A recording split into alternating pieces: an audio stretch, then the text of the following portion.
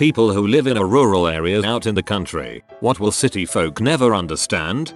I grew up in a tiny town in the south. One weekend, I was visiting from college and pulled up behind a guy on a horse waiting at the stoplight. I was like, wow, when did we get a stoplight? I'm also from a one stoplight town, except it breaks all the time, so they put up stop signs. Apparently we used to have 2 stoplights. The other was strung between 2 buildings. One of the buildings burned down, so they just put up stop signs. On phone to customer service. Again. Oh, sorry, we can't ship to PO boxes. I understand that, but unless you are shipping with FedEx or UPS, I physically cannot get mail at my house. It's a rural area. Why don't you just get mail at your house? Because I literally cannot. Lose power in a storm? Better not flush the toilet. Your well pump is out too. Corollary. Filling the bathtub with water before a storm so that you'll have water if the power doesn't come back for a few days. I honestly didn't understand that this wasn't a thing in the city until recently. I thought losing electricity meant you lose running water. I live in a small city now, moved here recently, and thought I'd have to buy water fill the tub before it stormed. I spend half my time in the middle of nowhere, half my time in the middle of a giant city, so I feel like I've seen both sides. What city folk don't understand is, you go grocery shopping in town on Monday, or whatever day.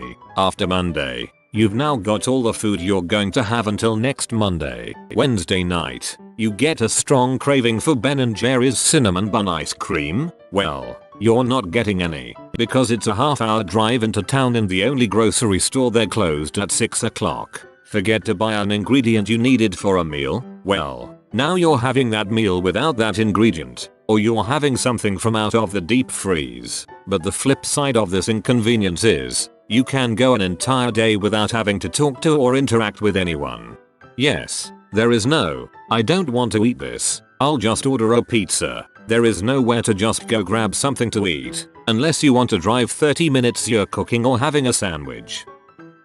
It's nothing for me to drive 4 hours one way to get to see a specialist if I am having a health issue. I usually make the trip in one day. 8 hours of driving to see the doctor for one 15-minute appointment. There is literally nothing between the small place where we live and the next largest city 4 hours away. We always tell people that are passing through to be sure to make sure your car is full of gas, use the bathroom, and get anything you might want to eat or drink now, because there is nowhere along the way to really stop and do that. My commute is currently an hour and a half, as it's the closest job I found. I think city people would freak out to find out how few people actually lock the doors when they live out in the country. Growing up, we had 6 people living in the house and none of us even had a key to the house. We never locked the house. Our police department has such an uneventful life. One New Year's Eve when I was little, the police on the job had nothing to do, so they stopped at our New Year's party. The officers were showing us kids the inside of a police car and were just casually talking to the adults. After about 10 minutes, they finally got a call to catch a runaway cow. Apparently some farmer's cow got out and didn't know where it went. The police searched for about an hour and never found it. That was the only situation of the entire night. That not having a vehicle can literally not be an option sometimes. For any real groceries I have to drive over a hill at least 10 miles. There is no public transportation or ride sharing. Ditto. My closest neighbor is over a kilometer walk away. The neighborhood gas station is a 5-10 minute drive, and the nearest grocery store is well over a 20-minute drive. Literally impossible to live without a vehicle.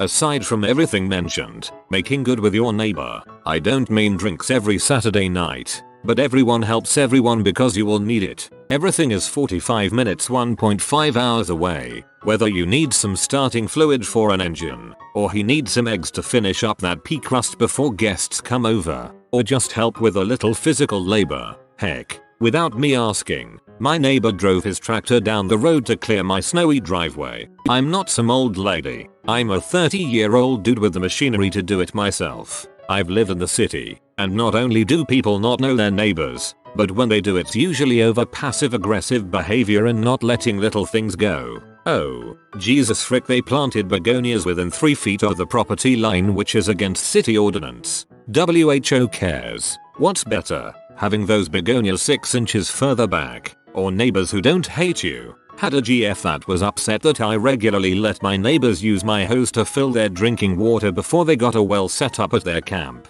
They're my neighbors. I'm not going to make them continue to drink river water.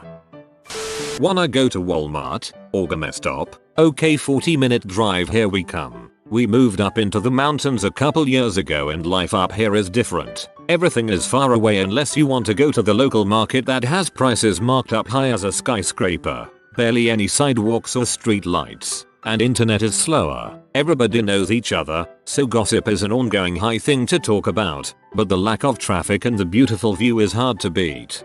I live in a semi-rural town. It's the best of both worlds as I'm close to all the shopping and a short drive from nature areas. Silence is not the distant buzz of cars or airplanes overhead. Silence is when even the frogs or crickets aren't chirping, when all you can hear is the rustling of leaves as the midnight wind blows. No random conversations as a couple walk by your window. No bells or horns. My country living is in the middle of the forest on a lake. The only time you hear your neighbor is when they mow their lawn or it's the weekend and everyone is at the lake partying. Other than that, it's Mother Nature's finest choir. My favorite is when it's snowing and the snow absorbs nearly all the sound. It's unbelievable how quiet it can get. It stormed 2 days ago, so I have to use mobile data for this, because the Wi-Fi is still out. If you decide to send out a last-minute invitation, I require more than 10 measly minutes notice before the event of said invitation. The things I miss out on because I live 45 minutes away from anything. Peace and quiet, able to see the stars at night. I'm not terribly far from a city, but rural enough to be away from light pollution. Most of the people around me leave lights off at night outside, so nothing really affects sky viewing at night. I have a grocery store, pizza places, bakery, gas station, and liquor store all close enough to be convenient, yet not too close for comfort. Having said that, I grew up in a major city metro area, and I don't miss it at all. I can't believe that I had to scroll down this far to see a post about the peace, quiet and stars. I don't mind living in the city, but sometimes I just like to go outside at about 4 AM if I'm awake. Feel that nice refreshing coldness. Hear the complete silence that you can hear for miles and just look at the stars and the countryside. Cow tipping. I'd love to meet the idiot that came up with that brilliant idea. I'd love to see someone try and push over a 1,200-pound animal that is resting solidly on 4 legs. It's going to notice you trying to push it, get annoyed, and kick you. It's not fun. You're supposed to sneak up on them while they're sleeping, you say? Good luck, because they lay down when they sleep. I had to explain this to my city folk friends in college, and they still didn't believe me. Pretty sure the idea was invented to troll city people. 10 miles isn't far away. It's a 10-15 minute drive. A gun can be owned the same way you own a shovel or rake. It's just another tool. Drinking water and sanitation are both handled on site, and are your own responsibility to maintain. Internet connections suck.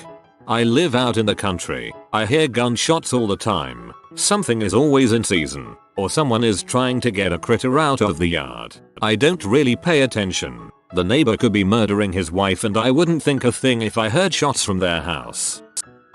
If someone needs help, you help them. It doesn't matter if it's inconvenient or even if you like the person. You just help them because sure as crap you're going to need their help sometime. There is always that one cow, from that one dude, that always escapes to wander the roads at night, and it's 2 AM. Some cop or passing driver wakes you up, asking if that's your dumbass cow standing in the road. Then you have to call your nearest neighbor, to call that one dude, to get his fricking cow out of the fricking road, again. When my great-grandfather started getting dementia, he forgot that he did indeed have a massive cattle farm with a lot of cows. Instead of the one fricking cow, it was hundreds of fricking cows just running down the road. Luckily this made them easy to spot and round up. If there is a full moon, you can go outside and you can read a book because it's so bright. I really feel sorry for people in big cities who've never really seen a night sky. Everyone owns a gun and there's nothing weird or crazy about it. Full moon after a fresh snowfall was always my favorite. We'd take ATV rides with the headlights off. That mostly everyone is actually really friendly, at least where I live. As soon as you get off the paved roads and hit the dirt roads, almost every car passing will wave to you. This is kinda funny when I have a friend who lives in the city in the car with me. I'll wave to someone as they go by and they'll ask who that was and I'll say I don't know. They get really confused why I would wave to someone I don't know, but that's just how it is here. Definitely, if it's someone you know you actually wave. If it's someone you don't, you give them that two-finger hey gesture over the steering wheel. I've only lived in a rural setting for about 6 years. Back in the big city now, I'd say the amount of unwanted pets that get dumped off. I spent 18 years in rural Iowa. You don't know peace and quiet until you've spent some time out on a deck in the middle of a clear night with nothing but a blanket and some tea. Also, the pies on windowsills thing is real. Lived in a small town, 2,000 people, for the first 23 years of my life. When I finally moved into the big town a whole 25 miles away, I was shocked that I could order pizza online and get it delivered to my house. Also, I haven't seen the stars since I moved out of my small town, but every time I'm back there visiting my mom, they are so loud because it's so dark. Unless you've experienced it for yourself, I can't really explain the night sounds you hear out in the sticks. On a cool spring night there's crickets, tree frogs and even whippoorwills that combine to create a symphony. It's beautiful really, and the one thing I miss most about living in the country. The terror of driving in the city for the first time, losing feeling in your hands from holding the steering wheel too tight. Cars everywhere, people everywhere, suicidal pigeons and so much happening in my periphery all the time. And traffic lights, duck that, they were intimidating. The closest traffic light to us was about 400 kilometers away, and I remember when that was put in, the controversy was amazing. When I first drove in the city it was with a manual car on a public holiday. That was not a fun time. Something little I noticed was city people don't get why you would casually nod or throw up a hand to strangers. In the country, if you pass some old dude in a rusty Ford, he throws his hand up to you. You do the same. I don't know the guy, but it's a common courtesy. City people seem to think that's weird, or even rude, but I like it. It says yeah, I'm busy with my own stuff, but I have time to acknowledge you, fellow human. That's the thing about being in the city. Although you're closer to all sorts of people, it can often feel like you've never been further away. I live in an old farmhouse. Old, like 100 plus years, in the middle of a field. I don't have cats because they're cute. I have cats because field mice are tricky little bastards that slip in when you open the door. So if you see a cat, don't touch it, it'll probably bite. And if you see a mouse, just give it an hour. The cat will bring it to me in a bit. The need to own a vehicle, especially a truck, jeep / 4WD vehicle. No, I don't hate the environment. Yes, I know, I'm burning a lot of fuel. Yes, I would walk if I could, but it's way too far to get anywhere. Cycling isn't an option either, and no Prius is going to make it down the grids in the winter or muddy season. Backroading. I think this means something different depending on where you're from, but I grew up in a small town on a lake in Oklahoma. The closest movie theater or bowling alley was 45 minutes away. We had no entertainment, and everyone starts driving and drinking young. For us that meant grabbing a few of your friends, having someone older buy us a 30-pack of cheap beer, and then just driving around back roads by the lake. I never drink and drive now, but back then it was extremely common thing for us to do, and since we were on sparsely populated roads, where you hardly ever saw a car and weren't driving at excessive speeds, we were never much of a danger to ourselves or anyone else. We would just drive around, drink, listen to music, make jokes and bulls, and stop at random places we knew. It doesn't sound like much when I type it out, but we had a lot of really good times doing basically nothing. Now that I'm older and live in a fairly large city, I miss those times where we had nothing to do and absolutely no worries. Literally everyone booze cruises out here, or as we call it, drinking some road pops. I can't tell you how many times I've been driving to town, and whoever is in the passenger seat is cracking a beer, and it's not even noon. It's time for bed, but it's only 10 PM. I've lived for 16 years in the rural area and almost 7 now in a city. It's just so different. Whenever I tell my friends that lights are off at around that time, they freak out and ask where I get drinks. I drink a lot in the city. I told them we usually just have beers stashed in a huge ice bucket or an open bottle of hard liquor somewhere because people are going to think that you are some criminal if they see you walking on the streets at like, let's say, past midnight. And you don't even have to be drunk to fetch you the local police. Not really cops, but they go around the area to check past midnight for some weird stuff. You just need to innocently have a stroll past midnight. I grew up in rural Illinois and now live in Chicago, and there are things that I love about both places. I love all of the things available to me here in the city, but I love going back home and being in the open country and able to relax easier. Plus it's a frick ton cheaper out there.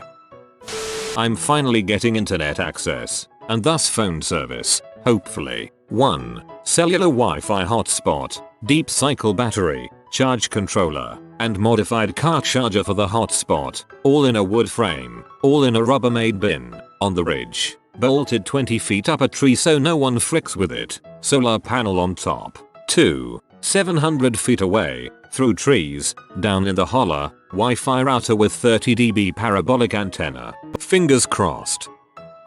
The feeling of sitting down to a meal, and everything you eat is something you grew or an animal you harvested. I grew up very rural, and every single meal we ever had there was food that came from our garden or an animal we shot or had slaughtered. I live in an urban environment now, and I'm entirely dependent on grocery stores for food. It's normal to most, but I'm still getting used to the fact that I just can't walk out to the garden to grab vegetables for that night. I also put on weight because everything is more about convenience. Chores are in-house only, and delivery pizza is a click away. I have to go to a gym now to get the exercise I would have normally gotten from just my daily routine back home. I moved to a farm when I was 10 and I adored it. Even young there was a ton of work for me to do, plus I worked on neighboring horse farms, but in the end I have a strong work ethic and know nothing comes for free. Also encouraged me to love my own space since there aren't many friends in the country, and when parents are busy with chores, they can't drive you around. My spare time I explored the woods, fished in our river, had wicked forts and raced around on dirt bikes, four-wheelers and whatever we could get our hands on. For a girl, these were valuable times for me. We don't lock our doors on our house. Why bother? If you need to come in that bad, you must need something or to get out of the weather. Either way, I don't want you to feel bad about breaking my door. We leave the keys in our vehicles. If somebody needs my vehicle more than I do, they will bring it back with gas. Nobody will steal it because everybody who sees them will ask, why are you driving Di's outfit? You can never get away with anything, ever. See above. We are polite to everybody, even if we don't know them. Because if we don't know them, we will soon enough, and they may be the person who pulls you out of the snowdrift. We wave at everybody. See above. We leave our cars running at the store in the winter, because it is cold.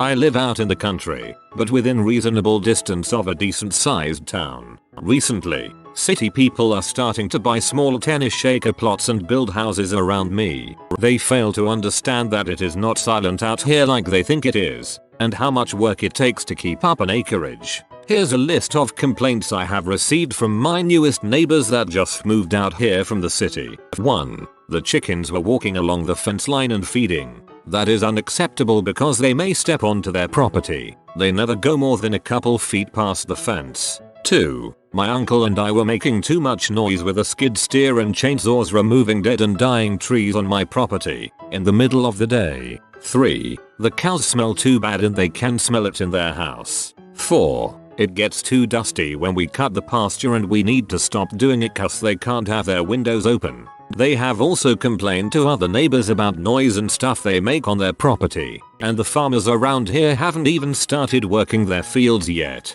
So city folk will just never understand the lifestyle that comes with living out in the country. There's tractors and equipment making noise, people shooting guns, livestock and other animals. There's dusty from fields. There's dirt bikes and four-wheelers everywhere. There's just different sounds and smells than the city, and you cannot change it just because you complain. Sorry, I kind of started to rant there, so TLDR. There's tractors, guns, and livestock. Deal with it if you live out here.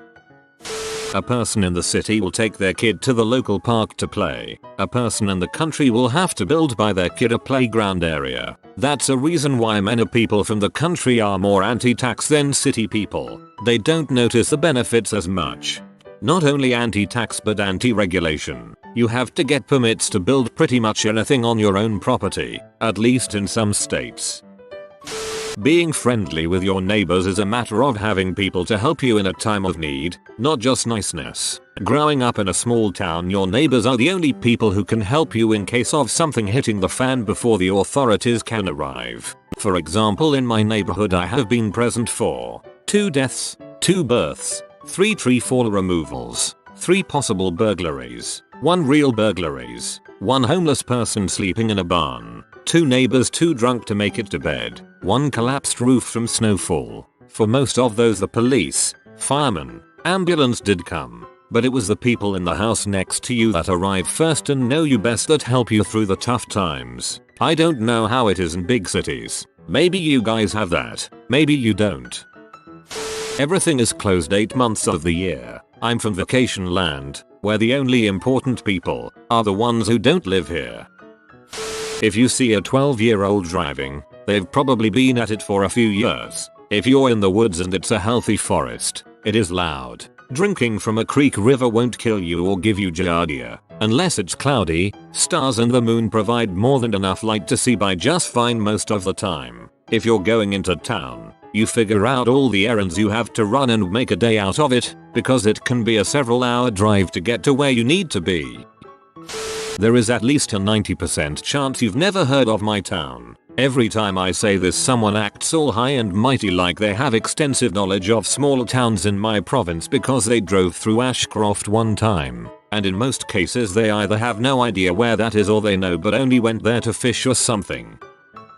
People stop by and knock on the door just to hang out for a bit and say hello. No reason, no planning ahead. Just a hello, maybe a beer, some chat. That's it and they leave. If you're walking on the sidewalk somewhere, strangers say hello. It's very strange to walk by someone and not say hello. New car in the driveway, everyone notices and will ask you about it. Gas station, restaurant. Have an extra car you can borrow. It's a $500 junker but it gets from A, B, and you happily accept. Everyone at some point is going to need a ride, including you. You always give a ride. Someone has got a truck who can help you tow move something. If you're lucky they have a trailer too. Probably 90% of guys have gutted and skinned an animal of some sort. Fish, deer, raccoons, etc. A reasonable percentage of the women you know had a kid in their teens. A roadie is a beer you drink on the way to the party. I could probably go on if anyone cares.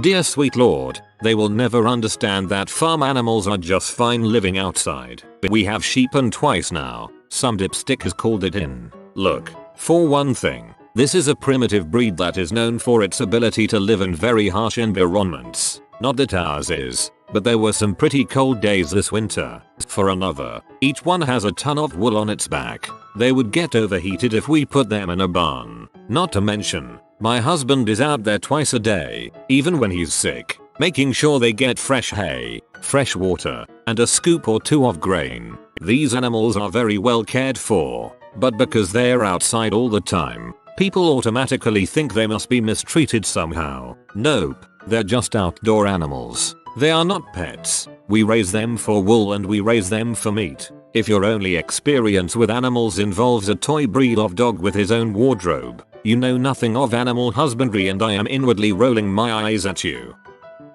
A Prius is not a good vehicle for everyone. If you live out where the roads don't get plowed for a few days after a snowstorm, if at all, you will need 4WD. If you are new to the channel, you can subscribe. I publish new videos every day. Until then, check another video.